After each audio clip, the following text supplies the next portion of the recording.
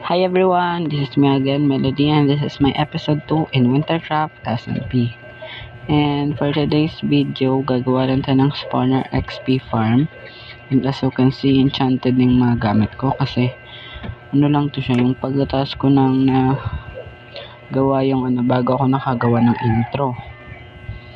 And as you can see, may fortune tree na ako, pati ibang pickaxe. And ang go off camera mine din ako nun. Pero di pa ngayon. And cut-out ko na lang kayo pag papunta na ako dun. Dito naman sa part na to is punta na ako sa mga gamit ko kasi nga namatay ako. Di ko na sinama yung recording dun kasi nga nakakahiya. First death ko yun sa server. And namatay lang sa fall damage. Nakita ko na yung nang ginawa kong butas. Punta na ako doon. And ito na nga siya. Yan, tanggalin muna natin itong block na to para syempre mag-flow yung tubig at hindi ulit tayo mamatay. Sige na, time-lapse ko to dito banda.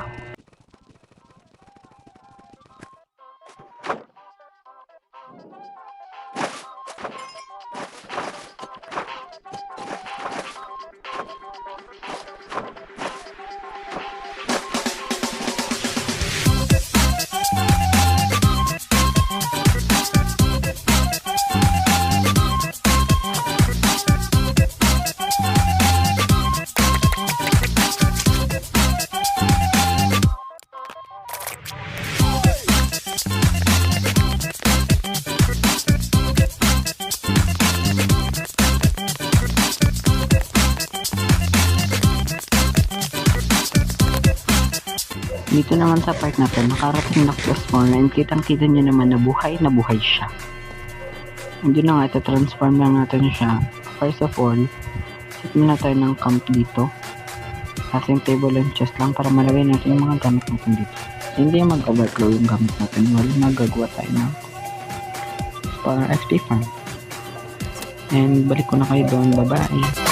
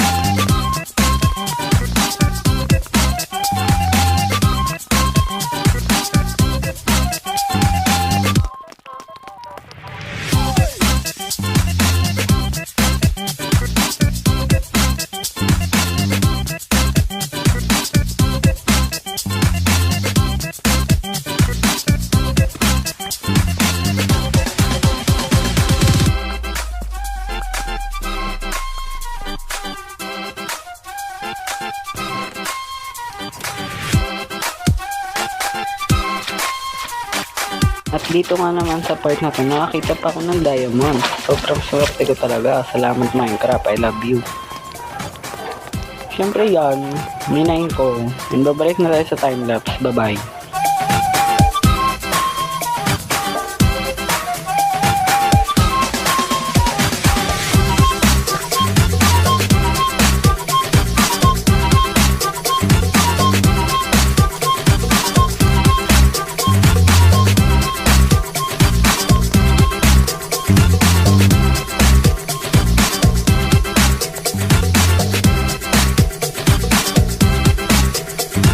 Dito naman sa part na to, natapos na siyang i-build. Ito yung killing chamber niya.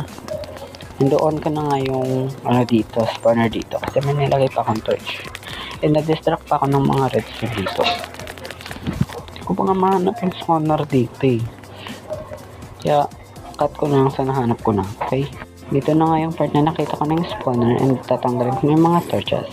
Kita nyo naman tanggal ang torches. Huwag kayong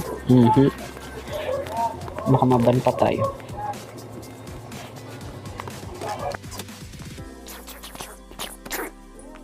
Ito na nga, nagana na nga siya dito.